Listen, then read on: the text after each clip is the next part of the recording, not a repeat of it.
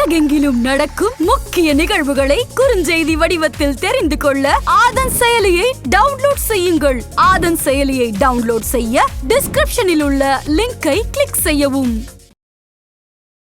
சிவராத்திரி அந்த தாத்பரியம் எந்த இடத்துல இருந்து தொடங்கி இருந்தது ஐயா? தைப்பூசத்தினால் பேரின்ப கடலில் மூழ்கி மாசி மாசத்தில் சிவராத்திரி பூஜையில் சிவ பதவியை அடைவாங்க. இதுதான் இதனுடைய தாத்பரியம்.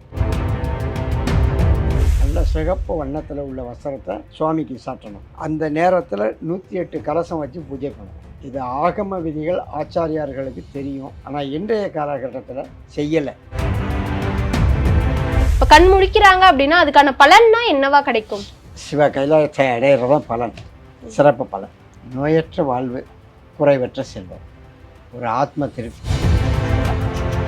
இந்த சிவசிவான்ற மந்திரத்தை எத்தனை வாட்டி தான் ஐயா சொல்லணும்? எத்தனை தடவை சொன்னாலும் நம்ம அக்கௌண்ட்டில் பணம் ஏறிக்கிட்டே இருக்கும். சிவான்னு சொல்கிறது துன்பங்களை களைதல்னு பேர். கோவில்ல என்ன மாதிரியான விஷயங்கள் பண்ணணும்? முக்கியமாக ஏன் கோவிலில் போய் கண் முழிக்கணும் ஐயா? நீங்கள் கோவிலுக்கு போனீங்கன்னா கோவிலில் போய் திருவாசகம் படிங்க. இதெல்லாம் கேட்கணும்னாலே உங்களுக்கு சிவனருள் இருந்தால் தான் நீங்கள் கேட்க முடியும். ஆன்மீகம் நேயர்களுக்கு ஷாம்லாவின் அன்பு கலந்த வணக்கங்கள். முக்கிய தகவல்களை குறுஞ்செய்தி வாயிலாக தெரிந்து கொள்ள ஆதன் செயலியை டவுன்லோட் பண்ணுங்க. அதற்கான லிங்க் இந்த வீடியோக்கு கீழே டிஸ்கிரிப்ஷன்ல இருக்கு. நம்ம ஆதன் ஆன்மீகத்துல ஆன்மீகம் சம்பந்தப்பட்ட பல கேள்விகளுக்குமே தினம்தோறும் ஒவ்வொரு வகைகள பதில்களை பார்த்துக்கிட்டுருக்கோம். அந்த வகையில இன்னைக்கு நம்மோடு யார் இணைஞ்சிருக்காங்க அப்படின்னு பாத்தீங்கன்னா, தேவ பிரசன்ன முறையில சரியான குலதெய்வத்தை கணித்து கொடுக்கக்கூடிய ஜோதிடர் மற்றும் முனைவர் தென்காசி ஈஸ்வர சுவாமிகள் தான் இன்னைக்கு நம்மோடு இணைஞ்சிருக்கிறாரு. இவர்கிட்ட நிறைய சுவாரஸ்யமான விஷயங்களை கேட்டு தெரிஞ்சுக்க போறோம். வணக்கம் ஐயா. வணக்கம். எப்படி இருக்கீங்க? சிவனுக்கான நாள் தான் சிவராத்திரி அப்படின்னு சொல்லுவாங்க. ஸோ கூடிய சீக்கிரம் சிவராத்திரி வரப்போகுது. அந்த நாள் அன்னைக்கு என்ன மாதிரியான விஷயங்களை பண்ணணும், பண்ணக்கூடாது, அந்த சிவராத்திரி வந்ததுக்கான வரலாறுன்ட்டு அந்த சிவராத்திரியை பற்றி தான் முழுக்க முழுக்க இந்த வீடியோவில் பேச போகிறோம். ஃபர்ஸ்ட் சிவராத்திரி அந்த தாத்பரியம் எந்த இடத்துல இருந்து தொடங்கி இருந்தது ஐயா? சிவராத்திரி வழிபாடு செய்வதுங்கிறது ஒரு சாதாரண ஒரு விஷயம் இல்லை. ஆனால் மிக மிக எளிமையான ஒரு வழிபாடு. தீட்சை வாங்கியவர்கள் ஆவணி மாதம் மகா கணபதி பூஜையிலேருந்தே ஆரம்பிச்சிடணும். சிவராத்திரி பூஜை ஆவணி மாதம் பிள்ளையார் பூஜையில் ஆரம்பித்து அதில் வரக்கூடிய தடைகளை பூரா நீக்கி, புரட்டாசி மாதம் அந்த ஆவணி மாதம் தடைகளை நீக்கி வழிபாடு பண்ணோடனே யோக சக்தி அடைவாங்க. அதன் பிறகு புரட்டாசி மாதம் நவராத்திரி பூஜை செய்து அதன் மூலம் இச்சை ஞானம் கிரியை என்று சொல்லக்கூடிய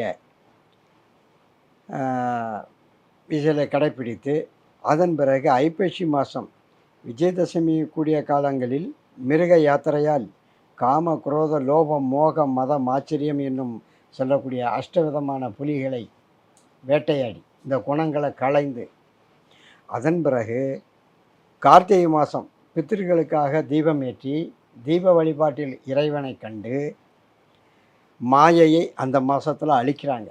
அதாவது போலியான மாயை தோற்றங்களை அழித்து மார்கழி தரிசனத்தினால் பேரானந்தம். மார்கழி மாதம் தேவர்கள்லாம் பூஜை பண்ண வர்றாங்க. இவன் சிவபூஜை வரும்போது அந்த பேரானந்தத்தை அடைந்து தைப்பூசத்தினால் பேரின்ப கடலில் மூழ்கி மாசி மாதத்தில் சிவராத்திரி பூஜையில் சிவ பதவியை அடைவாங்க. இதுதான் இதனுடைய தாத்பரியம். அதே சமயத்தில் ஒவ்வொரு காலங்களுக்கும் ஒவ்வொரு விதமான பூஜைகள், அந்த பூஜைகளில் ஒவ்வொரு விதமான அபிஷேகம், வஸ்திரம், பூவு, அபிஷேகம், எத்தனை கும்பம் வைக்கணுங்கிறது சிவ ஆகம விதிகளில் கூறப்பட்டிருக்கு. 4 காலத்துக்கும் பூஜைகளை பற்றி சொல்லியிருக்கிறாங்க. அதில் முதற்காலம் சிவ வழிபாட்டில் முதற்காலம் வஸ்திரம் சிகப்பு கலர், நல்ல சிகப்பு வண்ணத்தில் உள்ள வஸ்திரத்தை சுவாமிக்கு சாட்டணும். அந்த நேரத்தில் 108 கலசம் வச்சு பூஜை பண்ணணும். இது ஆகம விதிகள் ஆச்சாரியார்களுக்கு தெரியும். ஆனால் இன்றைய காலகட்டத்தில் செய்யலை. அதை செய்ய மக்கள் தான், பக்தர்கள் தான் கூடி செய்ய வைக்கணும். அதற்குண்டான தேவையான பொருட்களை வாங்கி கொடுத்து பக்தர்கள் சேர்ந்து அதை செய்ய வைக்கணும். அந்த ஹோமத்தை செஞ்சு அந்த 108 கலசத்தால் சுவாமிக்கு அபிஷேகம் பண்ணணும். அதாவது சிறப்பு அபிஷேகம். அந்த முதற்கால பூஜையில் பஞ்சகவ்யம்னு சொல்லுவாங்க. பஞ்சகவ்யம்னு பசுனுடைய கோமியம், சாணம், நெய், தயிர், பால் சேர்ந்து கடைஞ்சி அதை சுவாமிக்கு சிறப்பு அபிஷேகம். சிவனுக்கு முதற்கால பூஜையில் இதுதான் சிறப்பு. அடுத்தபடியாக வாசனை திரவியங்கள் சேர்க்கிறத வந்து சந்தனமும் பச்சை கற்பூரமும் கலந்து சுவாமிக்கு சாத்துறது சிறப்பு. பூக்களில் வந்து பிம்ப புஷ்பம்னு சொல்லுவோம். பிம்ப புஷ்பம்ங்கிறது எந்த தெய்வத்தினுடைய உருவம் இருக்கிறதோ அதே தெய்வத்தினுடைய உருவத்தை போல உள்ள பூ அந்த முதற்காலத்தில் சிறப்பு. அதாவது நாகலிங்க பூவு சிறப்பானது முதற்கால பூஜைக்கு. இது வந்து ஆகம விதியில் சொல்லப்பட்டு, நாகலிங்க பூவில் மேலே பூரா நாகம் இப்படி இருக்கும், உள்ளே வந்து சிவலிங்கம் இருக்கும், அர்த்தமேறு மாதிரி சிவலிங்கம் இருக்கும். அந்த பூக்களை சுவாமிக்கு சாத்தி வழிபாடு பண்ணணும்.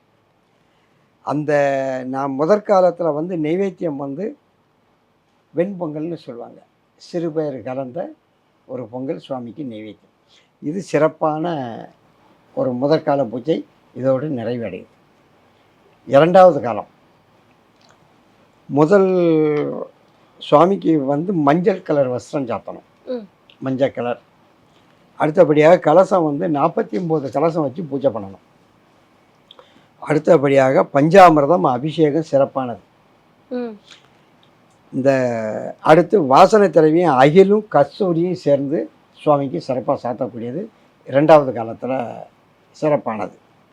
பூக்கள் வந்து சிறப்பான ஒரு பூ என்னென்னா தாமரை பூ, ரெண்டாம் காலத்தில் சுவாமிக்கு சாத்தக்கூடியது. நிவேதனம் வந்து பாயாசம், சிறுபருப்பு அரிசி போட்டு இனிப்பான ஒரு பாயாசத்தை வச்சு சுவாமிக்கு வழிபாடு பண்ணக்கூடியது. இது இரண்டாம் காலத்தில் உள்ளது. மூன்றாவது காலத்தில் வஸ்திரம் வந்து வெள்ளை வஸ்திரம், வெண்கலர் பரிவட்டம். கலசம் வந்து 25 கலசம், 25 கலசம் வச்சு ஹோமம் பண்ணி பூஜை பண்ணணும். அபிஷேகம் வந்து சந்தனம் பழச்சாறு, சந்தனமும் அபிஷேகம் பண்ணி பழச்சாரும் சிறப்பு அபிஷேகம். மா பழ வாழை இதனுடைய சாறு எடுத்து பண்ணணும்.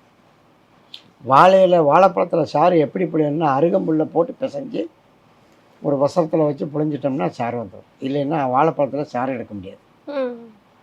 வாழைப்பழத்தில் சாறு எடுக்கக்கூடிய மெத்தடு தான். அடுத்தபடியாக சிறப்பு திரவியம் சுவாமிக்கு சாத்தக்கூடியது சந்தனமும் புணுவும் சேர்த்து சுவாமிக்கு சாத்தம். மூன்றாம் காலத்தில் ஜாதி புஷ்பம் ஜாதி புஷ்பங்கிறது ஜாதி மல்லிங்கிறது எங்கள் தென்பகுதியில் பிச்சி பூன்னு சொல்லுவாங்க.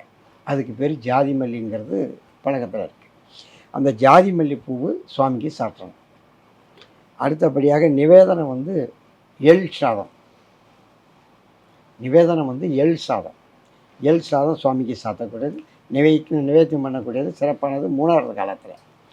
நாலாவது காலம் காலம்பரை விடிஞ்சிடும். அந்த காலத்தில் நீல கலரில் வண்ணம் கொண்ட ஆடை வஸ்திரம் சுவாமிக்கு சாட்டணும். கலசம் வந்து 9 கலசம் வைக்கணும். 9 கலசம் வச்சு ஹோமம் பண்ணி சுவாமிக்கு அபிஷேகம் பண்ணக்கூடியது. அபிஷேகத்துக்கு சிறப்பு சந்தன அபிஷேகம். சந்தன அபிஷேகம் வந்து 4வது காலத்தில் சுவாமிக்கு சிறப்பு. வாசனை திரவியம் சந்தனமும் பன்னீரும் சேர்த்து சாப்பிடணும். பூக்கள் வந்து நந்தியாவர்த்தம், வெள்ளையாக இருக்கும் நந்தியாவர்த்தம்னு. இந்த நந்தியாவர்த்தம் பூ சுவாமிக்கு சாத்தக்கூடியது. சுவாமிக்கு 4வது காலத்தில் நைவேத்தியம் வந்து சுத்தன்னம் சாத்தி நைவேத்தியம் பண்ணி பூஜை. இது வந்து கோவிலில் செய்யக்கூடியது. நீங்கள் வீட்டில் சுவாமி விக்கிரகம் இருந்தால் முதல்ல ஆத்மார்த்த பூஜை முடிச்சுட்டு அதுக்கு முன்பு தர்ப்பணங்கள் கொடுக்கணும். பித்திருகளுக்கு அவங்களுக்கு தர்ப்பணம் கொடுத்துட்டு அப்புறம் கணபதி பூஜை முடித்து சுவாமியை ஆவானம் பண்ணி அதன் பின்பு சிவ பூஜை செய்யணும். அதுதான் சிறப்பு. உங்களால் ஒன்றுமே முடியலைன்னா வீட்டில் இருந்து வழிபாடு பண்ணதவங்க கோயில் இல்லை, பக்கத்தில் எங்கேயும் கோவில் இல்லைன்னா கொஞ்சம் வில்வ இலையை எடுத்து வச்சுருங்க. வில்வ இலையை எடுத்து வச்சு 108 போச்சு ஒவ்வொரு காலத்துக்கும். சிவசிவா அதையும் சொல்ல முடியலைன்னா சிவசிவன்னு சொல்லி ஒவ்வொரு வில்வமாக எடுத்து சுவாமி மேலே போடுங்க. சுவாமி படமோ விக்கிரமோ இல்லைன்னா விளக்கு பாதத்தில் சுவாமியை நினச்சி ஒவ்வொன்றா போட்டுடுங்க. ஒவ்வொரு காலத்துக்கும் நைவேத்தியம் ஒவ்வொன்றும் வச்சு வழிபாடு பண்ணிடுங்க. உங்களால் முடிஞ்சால் வசதி வாய்ப்புகள் இருந்தால் ஒவ்வொன்றும் செய்யுங்க. இல்லைன்னா சுத்த பச்சரிசி சாதத்தை வச்சு வழிபாடு பண்ணிடுங்க. இப்போ இதெல்லாம் வந்து பின்பற்றணும் அப்படின்னு சொல்லியிருந்தீங்க. இந்த சிவராத்திரி அப்படிங்கிறது எந்த மணில இருந்து எத்தனை மணி வரை முழிச்சிருக்கணும்? அந்த இப்ப கண் முழிக்கிறாங்க அப்படின்னா அதுக்கான பலன்னா என்னவா கிடைக்கும்? இந்த பலன் சிவ கைலாயத்தை அடையிறதான் பலன், சிறப்பு பலன். அதாவது முதற்காலம்ங்கிறது ஒரு 8-8:30 மணிக்கு ஆரம்பிப்பாங்க. அதில் காலையிலயா இரவு ஆ. அதிலிருந்து மறுநாள் காலையில் 6 மணி வரைக்கும் இந்த பூஜை நடைபெறும். மறுநாள் 6 மணிக்கு மேலே சுவாமிக்கு பள்ளி அடித்து பூஜை பண்ணுவாங்க. அதுக்குள்ளே அது முடிஞ்சிடும். அந்த மறுநாள் காலையில் சுவாமி அந்த பள்ளி அறைக்கு போய் பள்ளியில் இருந்து பலபடி வந்து அந்த பள்ளி அழைப்பு பூஜை முடியறதுக்குள்ளே இந்த சிவ பூஜை முடிஞ்சிடும், சிவராத்திரி முடிஞ்சிடும். அந்த சிவராத்திரியில் பூஜை பண்ணுறதுனுடைய சிறப்பு என்னன்னா, நோயற்ற வாழ்வு, குறைவற்ற செல்வம், ஒரு ஆத்ம திருப்தி. குழந்தைகள் ஒரு நாள் உபவாசம் இருந்து வழிபாடு பண்ணும்போது நல்ல குணங்கள் குழந்தைகளுக்கு பெற்றோர்களை மதிக்கும், கல்வியில் நல்லா இருக்கும். அதனுடைய கல்வி விஷயங்களில் எந்த தடைபாடும் ஏற்படாது. கெட்ட நடத்தைகளில் போகாது குழந்தைகள். ஏன்னா அன்றைக்கு முழுக்குமே அந்த சிவ வழிபாடு, சிவ பூஜை, சிவ கணங்களை பற்றி 64 கலைகள் உள்ள திருவிளையாடல் புராணங்களை கேட்குறது, இப்படி ஆன்மீக நிகழ்ச்சிகள், சிவனுடைய வரலாறுகளை கேட்குறது, இதில் இருக்கும்போது அன்னைய தேதியில் உள் மனசில் ஆழமாக பதிஞ்சிடும். அன்றைக்கு நடுநிசையில் ஒரு வாழை இப்படி நிப்பாட்டினோம்னா அந்த வாழை அப்படி நிற்கும். சில கோவில்களில் வாள் நிப்பாட்டுவாங்க, கும்பத்தில் தண்ணியை வச்சு அந்த தண்ணிக்கு மேலே அந்த வாள் அப்படியே நிற்கும் ஒரு சில மில்லி செகண்ட்ஸ். அதே மாதிரி நீங்கள் வீட்லேயும் நடுநிசையில் அந்த காலத்தை உணர்ந்து அந்த உலக்கை எப்படி நிப்பாட்டினீங்கன்னா உலக்கை நிற்கும். இது வந்து ஒரு அமானுஷ்ய விஷயம். தெய்வம் இருக்குது என்பதை நம்ம உணர்ந்து பார்த்துக்கலாம். அப்படிப்பட்ட ஒரு சிறப்பான ஒரு விஷயம். இது வழிபாடு பண்ணுறதுனால பல விதமான நன்மைகள் நமக்கு கிடைக்கும். இப்போ இந்த சிவராத்திரி அன்னைக்கு என்ன மாதிரியான விஷயங்கள் பண்ணணும் பண்ணக்கூடாது அப்படின்ட்டு இருக்கும் இல்லையா, அது என்ன மாதிரியான விஷயங்கள்? வழக்கம் போல் நவநாகரிகமாக தலையை விரித்து போட்டுட்ருக்கக்கூடாது. மங்களகரமாக பூ வச்சு குளித்து வச்சு ஒவ்வொரு காலத்துக்கும் நீராடணும். வயோதிகர்கள் 60 வயசை தாண்டினவங்க தண்ணியை புரோஷனம் பண்ணால் போதும். தலையில் லேசாக தெளிச்சிக்கிட்டு சிவ சிவன்னு தெளிச்சிக்கிட்டு, 80 வயசை கடந்தவங்க எங்கேயும் போகணும்னு விதியில், கோயிலுக்கு முடிந்தால் போங்க, இல்லைன்னா நீங்கள் இருக்க இடத்துலையே உட்காந்து சிவ சிவன்னு சொல்லலாம். உங்களால் பூஜை அறையில் கீழே உட்கார முடியலை, இல்லை பூஜை பண்ணக்கூடிய அளவில் உங்கள் வசதி வாய்ப்புகள் இல்லை, நான் ஒரு ஓலை குடிசை வீட்டில் இருக்கோம்னா ஒரு செம்பில் தண்ணியை வைங்க, அதில் இந்த வில்வேலையை எடுத்து போடுங்க. இல்லை கொஞ்சம் திருநீர் கிடச்சின்னா திருநீர் எடுத்து அதில் போட்டு சிவ சிவா ஒவ்வொரு தடவையும் சிவ சிவா. நீங்கள்லாம் 18 தடவை சொன்னால் போதும். 80 வயசுக்கு மேலே உள்ளவங்க 18 தடவை ஒவ்வொரு காலத்தையும் சொன்னால் போதும். முடிந்தால் 108 தடவை சொல்லுங்கள், இல்லைன்னா 18 தடவை சிவசிவான்னு சொல்லுங்கள். உங்களுக்கு அந்த பலன்கள் கிடைக்கும். இப்போ உண்மையாவே இந்த சிவசிவான்ற மந்திரத்தை வந்து எத்தனை வாட்டி தான் ஐயா சொல்லணும்?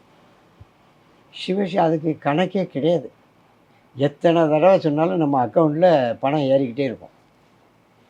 ஐ மீன் புண்ணியங்கிற நம்ம கணக்கில் சிவசிவன்னு சொல்ல சொல்ல சொல்ல நமக்கு ஒரு வரவு வந்துக்கிட்டே இருக்கும், இறையாற்றல் வந்துக்கிட்டே இருக்கும். சிவான்னு சொல்கிறது வந்து துன்பங்களை களைதல்னு பேர். அன்றன்று செய்த துன்பங்களை கலை சிவசிவன் சொன்னாலே. அதே மாதிரி காலையில் எந்திரிச்சோன்னா சிவசிவன் சொல்லி சாயந்தரம் படுக்கும்போது சிவசிவன் சொன்னால் அது ஒரு பெரிய புண்ணியம். உங்களுக்கு அது தவிர நினைக்கும் போதெல்லாம் நீங்கள் பல பணிகள் செய்கிறோம், பல வேலைகள் பண்ணுறோம், அந்த நேரத்தில் நம்மளால் சொல்ல முடியலைன்னா நீங்கள் வெறுமனை எந்திரிச்சோன்னா ஒரு தடவை எந்திரிக்கும் போது ஒரு சிவசிவா, அது மாதிரி படுக்கும்போது சிவசிவா. இந்த வார்த்தை வந்து உடம்புல எந்த நரம்பு மண்டலங்களையும் பிடிக்காது. அழுத்தமான சொற்கள் கிடையாது. நாக்கில் பிடிக்காது, மேல் உதட்டில் பிடிக்காது, கீழ் தாடையில் பிடிக்காது, நெஞ்சில் பிடிக்காது, அடிவயத்தில் பிடிக்காது. சிவசிவா முனி நாக்கிலேருந்து சொல்லக்கூடிய வார்த்தை, ரொம்ப லேசாக சிவசிவா. அந்த வார்த்தைக்கு நெஞ்சே அதிரும். அந்த வார்த்தையை சொல்லிட்டு ஒருத்தனை திட்டினோம்னா எதிரி நாசமாகிடுவான். அவ்வளோ பெரிய அஸ்திரம், சிவாஸ்திரம் அந்த வார்த்தை. எல்லா விஷயங்களையுமே உன்னோட ஒப்படைக்கிறேன், நீ என்னோட கலந்து எனக்கு ஆவண செய்யணும் மனு போட்ட மாதிரி. சிவசிவான்னு சொல்லக்கூடியதுக்கு வார்த்தைக்கு மிஞ்சின மந்திரங்கள் எதுவுமே கிடையாது. அவ்வளோ பெரிய புனிதமான வார்த்தை. சிவராத்திரி அன்னைக்கு நிறைய பேர் கோவிலுக்கு போகணும் அப்படின்னு நினைப்பாங்க. கோவில்ல தான் நிறைய பேர் கண்முழிக்கவும் செய்வாங்க. கோவில்ல என்ன மாதிரியான விஷயங்கள் பண்ணணும், முக்கியமா ஏன் கோவில்ல போய் கண்முழிக்கணும் ஐயா? நீங்கள் கோவிலுக்கு போனீங்கன்னா கோவிலில் போய் திருவாசகம் படிங்க, இல்லது தேவாரம் படிங்க. அது ரெண்டும் சொன்னால் உங்கள் குடும்பத்தோடு கூட்டு போய் வயோதிக ஆட்கள் உங்கள் குடும்பத்தில் இருந்தாலோ, இல்லை விஷயம் தெரிஞ்சவங்க இருந்தாங்களோ, இல்லை அங்கே ஓதுவார்கள் இருப்பாங்க, அவங்கள கூப்பிட்டு அந்த திருவிளையாடல் புராணம், அந்த தேவாரம் திருவாசகங்களுக்கு உண்டான விளக்கங்களை கேளுங்க. அதை கேட்கும்போது மனசு ஒருநிலைப்படும். அதில் சொல்லும்ல, ஆனந்த கடலில் நீந்தினே.